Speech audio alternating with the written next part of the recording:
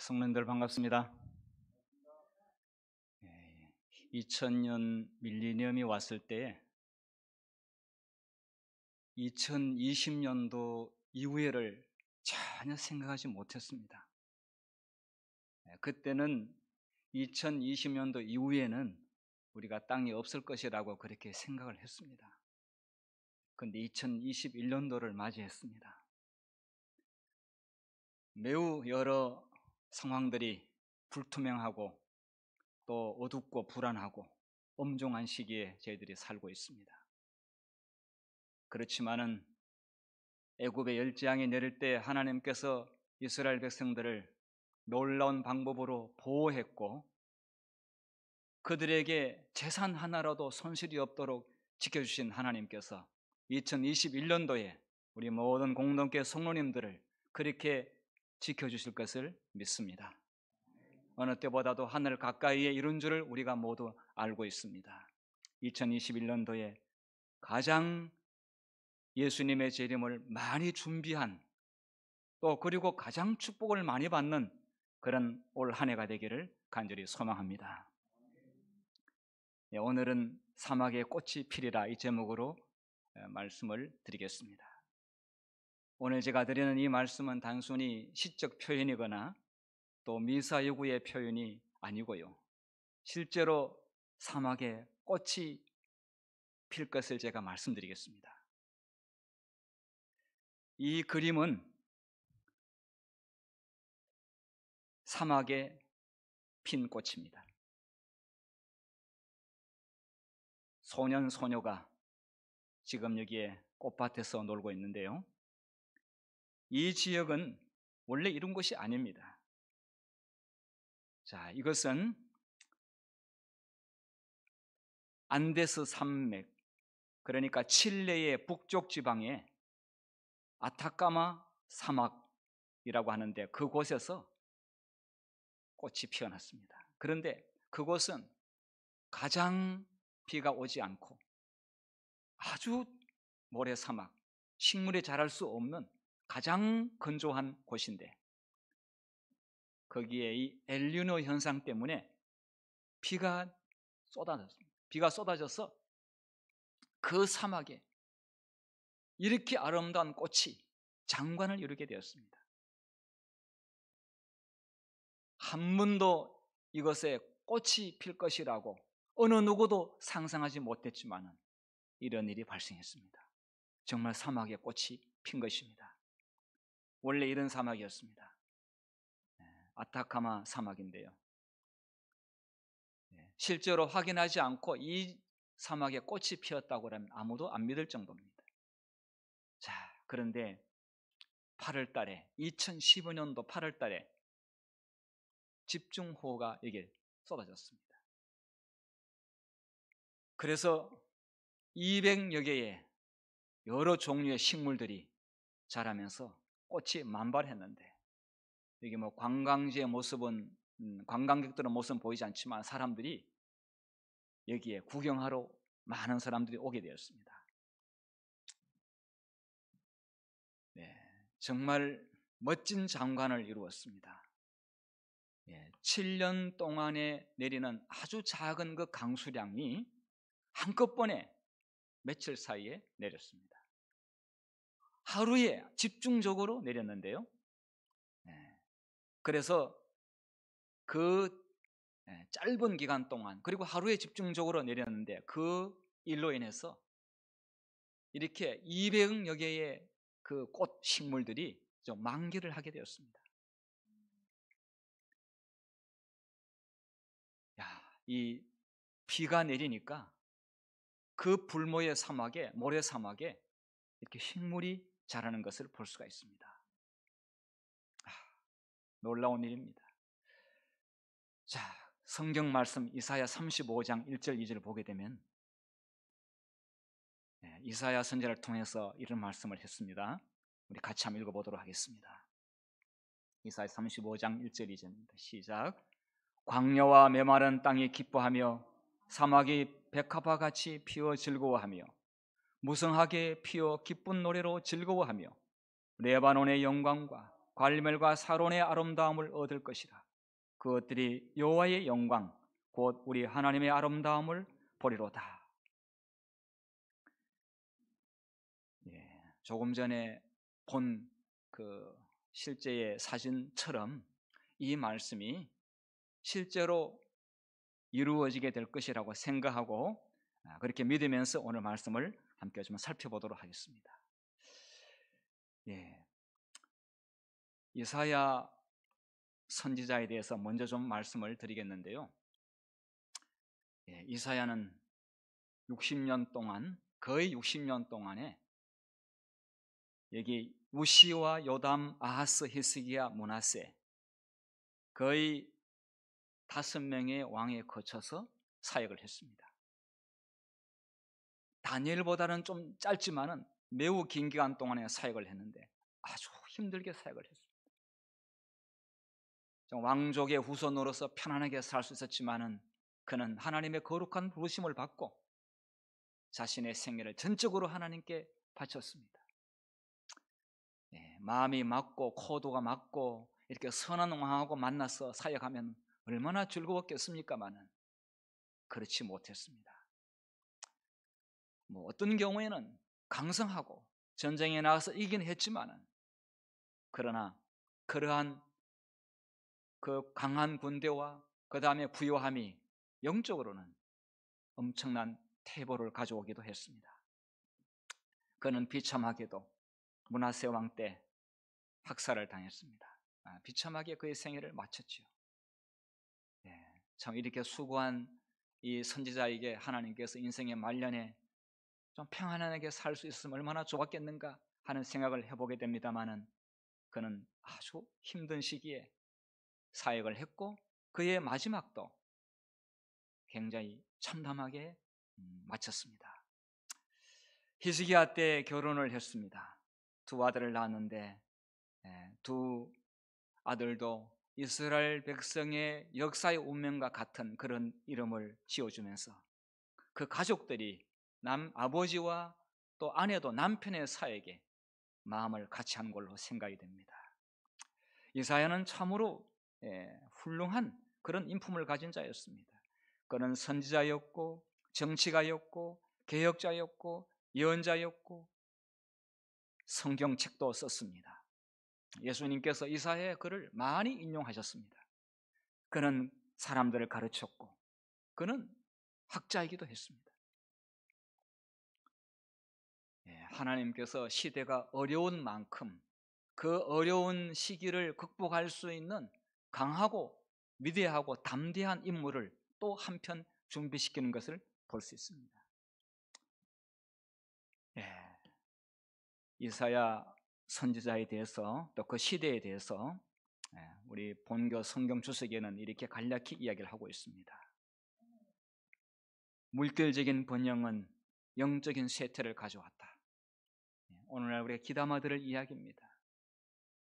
재판관들은 뇌물을 받고 재판하고 정치가들은 향락과 살해 사욕에 치중하였습니다.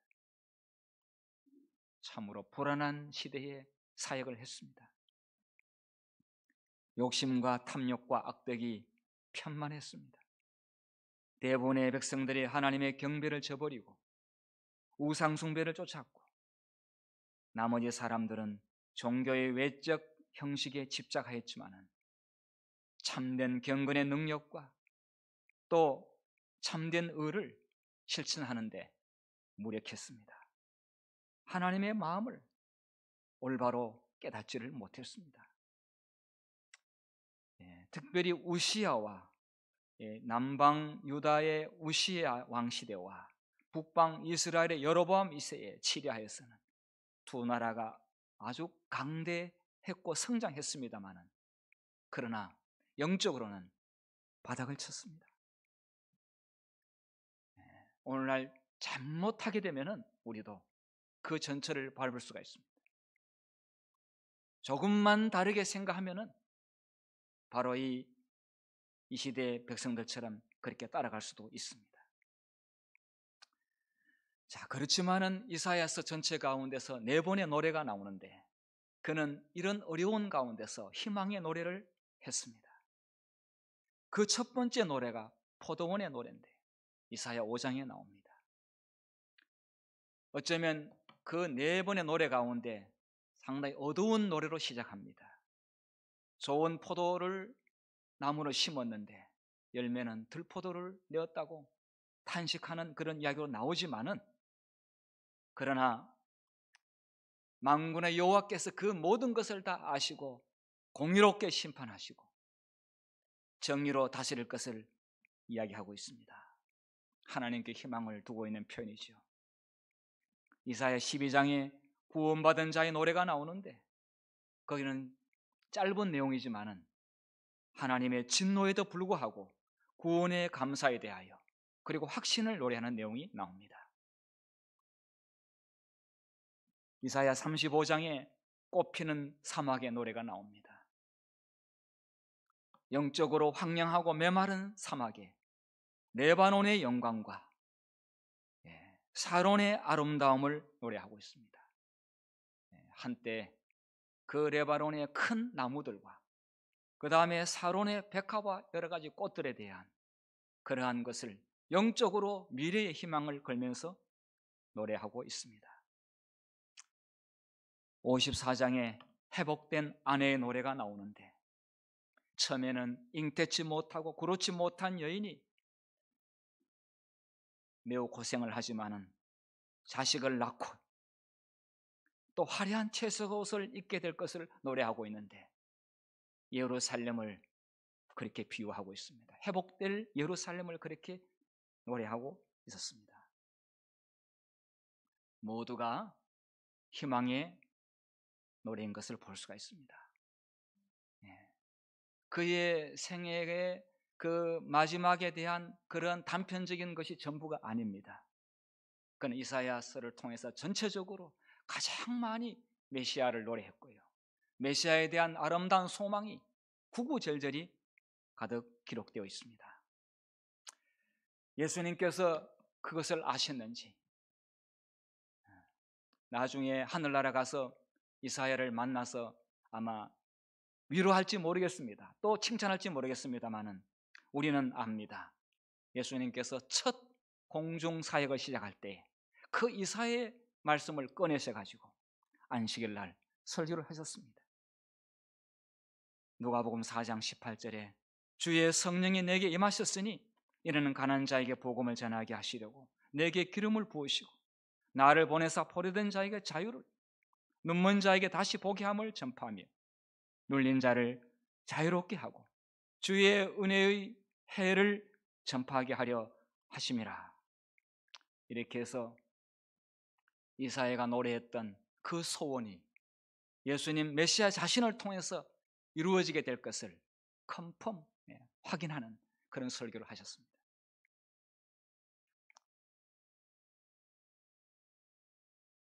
그러면서 우리는 이사야 43장에 또 나온 아까 35장을 읽었는데 43장에 재차 반복해서 사막에 꽃이 피게 될 것이라고 하는 말씀을 다시 제가 좀 강조하면서 그 이사야가 예언했던 그 내용이 반드시 이루어지게 될 것임을 강조하고 있는데요, 제가 읽겠습니다. 보라, 내가 새 일을 행하리니 이제 나타날 것이라. 너희가 그것을 알지 못하겠느냐? 정령에 내가 광야의 길과 사막의 강을 내리니 장차 들짐승 곧 시랑과 및 타조도 나를 정용할 것은 내가 광야의 물들을 사막의 강들을 내어 내 백성 나의 택한 자로 마시게 할 것임이라. 이 말씀을 믿으면서 제가 아주 감동적인 그 스토리를 본 것을 제가 좀 함께 나누고자 합니다. 이 이야기는 여러분께서 몇 번 들었던 말씀이기도 한데요, 오늘 제가 이사야서의 말씀을 인용해 설교를 하기 때문에 제가 이 내용을 다시 한번 좀 함께 나누고 싶습니다. 죽음의 사막을 기적의 숲으로 만든 중국의 한 여인에 대해서 제가 좀 말씀을 드리고자 합니다.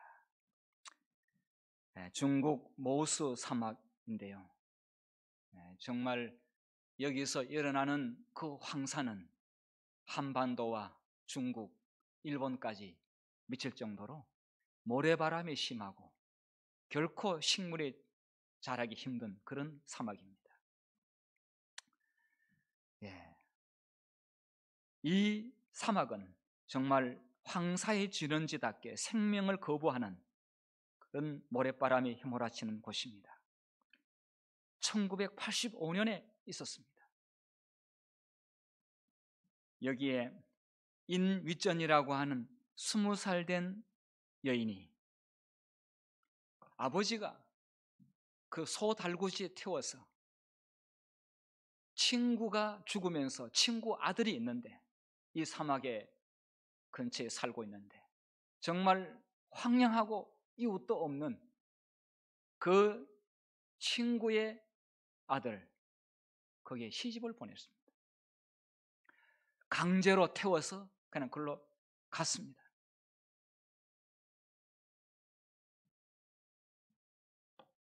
이 여인은 정말 사람의 발자국이 그리웠습니다. 이 여인은 거기에다가 씨를 뿌리기 시작했습니다. 정말 무모하게 보일지 몰랐습니다. 열심히 그는 씨를 뿌렸는데 골짜기 계곡 언덕에 부지런히 일어나면 씨를 뿌리기 시작했습니다. 예, 정말 사막은 한 여인의 눈물 골짜기를 걷게 할 정도로 모래바람을 맞으면서 살이 이렇게 더웠다 추웠다 하면서 이 얼었다가 녹았다 하면서 피부는 제 살이 아니었습니다. 그러면서 그 모래가 눈 속으로 들어가는 걸 참으면서 비비면서 눈물로 씨를 뿌렸습니다. 그리고 그 한 묘정을 살리기 위해서 물을 먼 곳에서부터 져가지고 날라서 한 그루 한 그루 나무를 자기 생명처럼 귀하게 생각하면서 물을 주면서 갖고 왔습니다. 이 물을 붓는 것은 이 여인의 눈물을 쏟아 붓는 것과 마찬가지였습니다.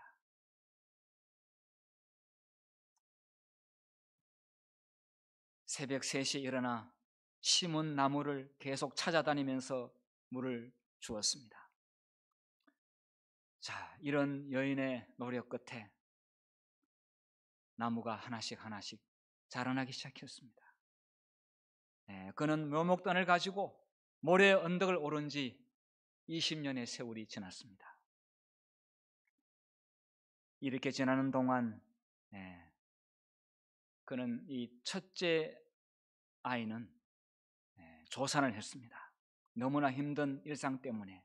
둘째 아이는 유산을 했습니다. 셋째 아이는 바구니에 넣어 다니면서 나무를 심어야 했습니다. 자, 이 여인이 나무를 심기 시작한 그 결심을 하게 된 동기가 우리에게 감동을 주는데요.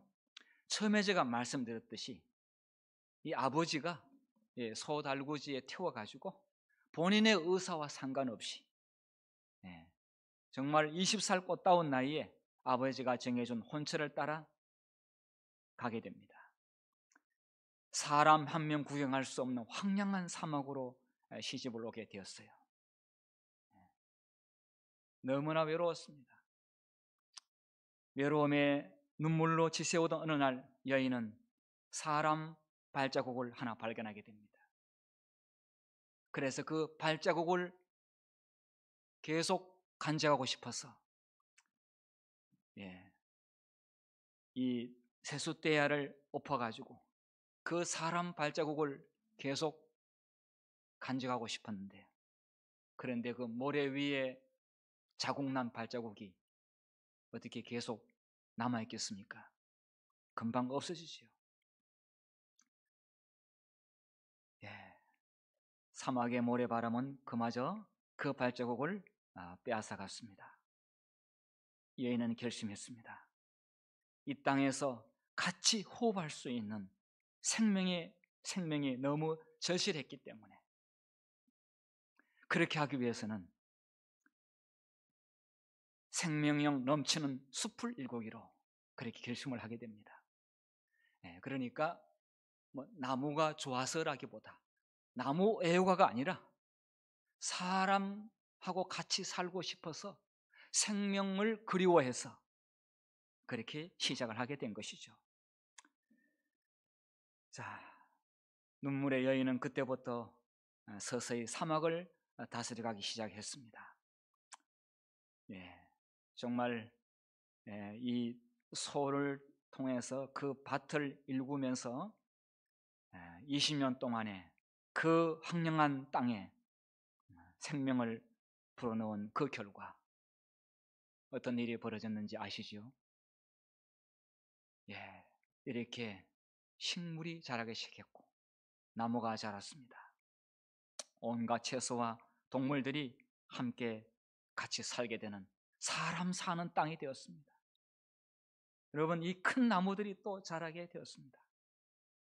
그 면적은요 800만 평, 여의도 면적의 9배 달하는 크기입니다.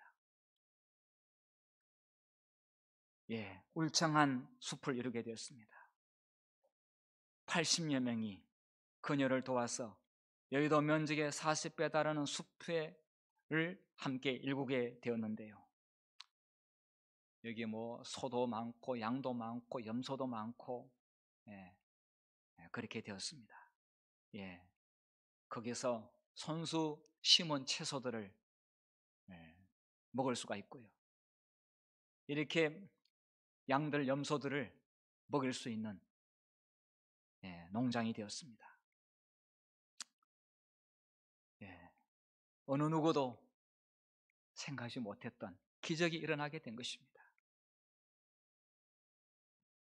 바구니에 담아 키운 그 셋째 살게 된 그 아들과 함께 80여 명이 함께 일하는 그런 시골 마을이 되었습니다. 울창한 나무들이 자라고 있습니다. 오늘 이 스토리 가운데서 우리에게 주는 영적 교훈이 강하게 저희 마음 가운데 감동으로 다가오는데요. 사막에 꽃이 피리라 단순한 시적 표현만으로 끝나는 이야기가 아닙니다. 제가 더 이 한문으로 보니까 중국 내몽구 정배탕 사막이라고도 하는데요. 가도 가도 끝이 없는 사막에 외롭게 벌어진 한 인생이었지만 이 인위전 여인은 사막에 시내가 흐르고 식물이 자라 꽃이 피고 사람들이 거하는 초원이 되게 그렇게 만들었습니다. 이사야서가 이야기하고 있는 것은 단순히 한 면적의 여의도 면적의 40배가 되는 어떤 농장을 만드는 것이 이사야의 기별은 아니지 않습니까? 그것은 척박하고 황량한 이 세상에 예수님께서 오셨고 그때는 오실 것이라고 했고 오셨어. 메마른 사람의 심령 가운데서 구원의 소망을 불어넣어 주시고 영원한 생명을 불어넣으시는 영적인 구원의 기별이 이사야서의 핵심 기별이 아니겠습니까? 사막에 꽃이 핀다는 이야기는 이 코로나 가운데서 또 아니면은 사람들의 마음이 점점 더 어두워지고 하나님에 대해 닫혀져 가고 있는 이 마지막 시대에 이사야의 예언대로 예수님께서 예언하신 대로 사막에 영혼의 꽃이 피게 될 것을 여기서 말씀하고 있습니다. 구원의 소망을 안고 한 그루의 나무를 심는 심정으로 척박한 이 세상에 공의와 생명의 씨를 눈물로 뿌리는 하나님의 백성들이 반드시 그 기쁨으로 그 수확을 열매를 거두게 될 것을 우리는 믿습니다. 이사야는 희망할 수 없는 상황 가운데서 희망의 노래를 불렀습니다.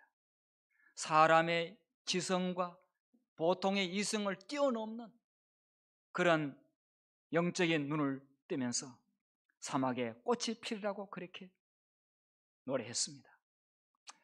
2021년도 신축년 새해를 맞이하면서 이렇게 우리가 함께 모여 예배드리지 못하고 여러 가지로 우리가 불안한 시대에 우리가 있지만은 오늘 저는 이 설날 첫 안식일에 이사야서가 예언한 사막에 꽃이 피리라 이 말씀이 우리의 생애 가운데서 우리 교회를 통하여 우리 재림교회를 통하여 꼭 이루어지게 될 것을 믿고 소망합니다.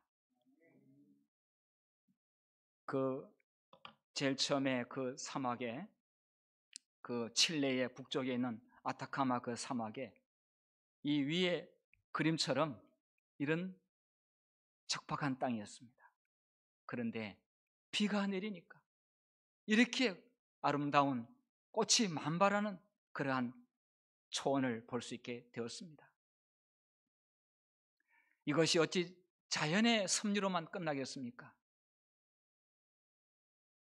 요엘서 2장 23절의 말씀을 보면서 우리는 이 말씀 그대로 자연의 이치도 그러하건만 우리는 우리의 영적인 구원의 소망에서도 그것이 현실로 이루어지게 될 것임을 믿을 수 있는 말씀이 여기에 있습니다. 요엘서 2장 23절 우리 한번 같이 읽어보도록 하겠습니다. 시작. 시온의 자녀들아 너희는 너희 하나님 여호와로 인하여 기뻐하며 즐거워할지어다. 그가 너희를 인하여 비를 내리시되 이른 비와 늦은 비가 전과 같을 것이라. 예, 성령의 이른 비 늦은 비가 내리면은 꽃이 핀다고 말씀하고 있습니다. 안 된다고 한 것이 되는 해, 정말 올해는 해보지 않았던 것을 해보는 해, 올해는 사람의 기대를 뛰어넘는 어떤 역사가 일어나는 그러한 해, 그런 해가 될 수 있도록 그렇게 기도하고 그렇게 믿는 우리 모두가 되기를 간절히 바랍니다. 오늘 여러분의 가정과 또 여러분의 마음에 아름다운 영혼의 꽃이 활짝 피게 되기를 간절히 바라면서 오늘 말씀을 마치겠습니다.